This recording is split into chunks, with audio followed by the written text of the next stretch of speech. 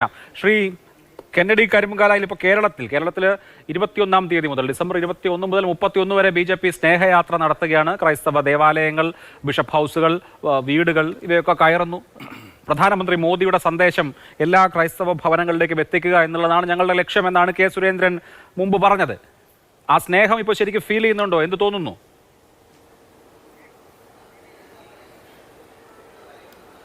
അഭിലാഷേ, BJPയുടെ വക്താവ് തന്നെ ഇപ്പോൾ ഇവിടെ വ്യക്തമാക്കി, ഈ നടക്കുന്ന നടപടികളിലൊന്നും രാഷ്ട്രീയം കാണണ്ട, ഇത് രാഷ്ട്രീയവുമായി ബന്ധപ്പെടുത്തി കാണേണ്ട ഒരു വിഷയമല്ല.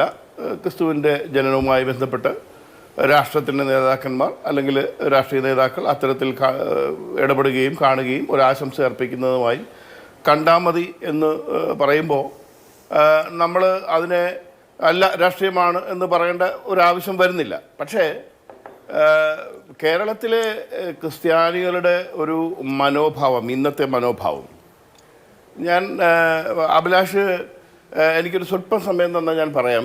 ഒരിക്കലും നമ്മൾ പണ്ട് നമുക്ക് റംസാൻ നമ്മുടെ റംസാനായിരുന്നു, ഓണം നമ്മുടെ ഓണമായിരുന്നു, ക്രിസ്മസ് നമ്മുടെ ക്രിസ്മസ് ആയിരുന്നു. ഇന്ന് അഭിലാഷിന് എല്ലാ സ്പന്ദനങ്ങളും ഒരു മുതിർന്ന മാധ്യമപ്രവർത്തകൻ എന്നുള്ള നിലയിൽ നമ്മുടെ ആ എല്ലാ സ്പന്ദനങ്ങളും തിരിച്ചറിയുന്ന അഭിലാഷിന് ഞാൻ പറയുന്നത് വ്യക്തമാവുന്നുണ്ടല്ലോ. ഇന്ന് നമ്മുടെ ക്രിസ്മസ് അല്ല. പരസ്യമായി സോഷ്യൽ മീഡിയയിൽ കൂടി ഇപ്പോൾ നടക്കുന്നതൊക്കെ സത്യമാണെങ്കിൽ സത്യമാകാതിരിക്കട്ടെ എന്ന് കരുതാനാണ് എനിക്കിഷ്ടം.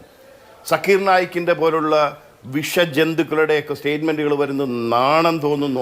അതിനപ്പുറം ഇപ്പോഴും എന്താ പറയുക, കേരളത്തിലൊക്കെ ക്രിസ്മസ് നമ്മുടെ ക്രിസ്മസ് തന്നെയാണ്. എല്ലാ ആളുകളും അല്ലെങ്കിൽ എല്ലാ മതവിഭാഗത്തിൽപ്പെട്ട ആളുകളും എല്ലാ ആഘോഷങ്ങളിലും പങ്കെടുക്കുന്ന ഒരു സംസ്കാരമാണ്. ഇപ്പൊ ഏതെങ്കിലുമൊക്കെ ആളുകൾ എവിടെയെങ്കിലുമൊക്കെ പ്രസംഗിച്ചു എന്ന് കരുതി ഒരു ജനസമൂഹം ആകെ അങ്ങനെ ചിന്തിക്കുന്നു എന്നില്ലല്ലോ. ഒന്നോ രണ്ടോ പ്രഭാഷകരോ അതല്ലെങ്കിൽ അവരെ അനുകൂലിക്കുന്ന ആളുകളോ സോഷ്യൽ മീഡിയയിൽ പറയുന്നത് വെച്ചിട്ടാണോ ഇപ്പൊ കേരളം പോലത്തെ ഒരു സംസ്ഥാനത്ത് ആളുകൾ ആഘോഷങ്ങളിൽ പങ്കെടുക്കുന്നതിനെ ജഡ്ജ് ചെയ്യുന്നത്?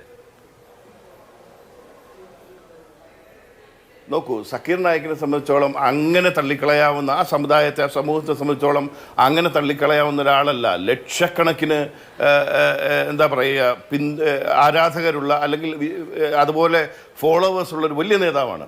അദ്ദേഹം പറയുകയാണ്, മെറി ക്രിസ്മസ് എന്ന് പറഞ്ഞാൽ നരകത്തിൽ പോകും, ഒരു ക്രിസ്മസ് ആശംസ നേർന്നാൽ പോലും ഇത് വലിയ ഭവിഷ്യത്താണ്, ഒരു വലിയ ബുദ്ധിമുട്ടാണ് എന്ന് പറയുമ്പോൾ സമൂഹത്തിലുണ്ടാകുന്ന മാറ്റം അത് ക്രിസ്ത്യാനിക്ക് മാത്രം മനസ്സിലാകാതെ ഇരിക്കണം, ക്രിസ്ത്യാനി മാത്രം അത് മനസ്സിലാകാതെ കണ്ണു കാണാതെ കേൾക്കാതെ ഇരിക്കണമെന്ന് പറയുന്നതിനകത്ത് അർത്ഥമില്ല. കാരണം ഞാൻ ഓർക്കുകയാണ്, ഞാൻ ആലപ്പുഴയിലാണ് ജനിച്ചു വളർന്നത്.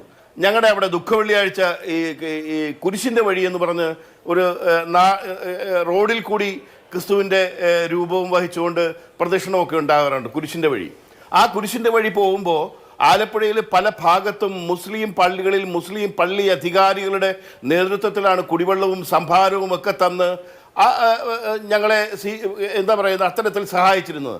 ആ പാരമ്പര്യത്തിൽ നിന്ന് ഇന്നത്തെ കാലഘട്ടത്തിലേക്ക് വരുമ്പോൾ ഇത്തരത്തിലുള്ളൊരു അകൽച്ചയുണ്ടാക്കുന്നത്. ഒരു കാലത്തും ഹലാലിന് ഇന്നത്തെ പോലത്തെ മാർക്കറ്റ് ഡെപ്ത് ഉണ്ടായിരുന്നില്ല. കാഫിർ എന്ന വാക്കിന് നമ്മൾ അങ്ങനെ ഇത്തരത്തിലുള്ള ഒരു വാല്യൂ നമ്മൾ കണ്ടിരുന്നില്ല. ഹറാം എന്ന വാക്കിന് അങ്ങനെ പലതും ഇന്നിൻ്റെ ആവശ്യമായി പലതും വരുമ്പോൾ BJPയുടെ വക്താവ് ഇതിന് രാഷ്ട്രീയമില്ല എന്ന് പറഞ്ഞാലും അതിലേക്ക് രാഷ്ട്രീയം കാണാൻ ക്രിസ്ത്യാനി നിർബന്ധിക്കപ്പെടുന്ന ഒരു സാഹചര്യം ഉണ്ടെന്ന് ഞാൻ പറഞ്ഞതിൽ നിന്ന് മനസ്സിലായി കാണുമെന്ന് കരുതട്ടെ അഭിലാഷ്.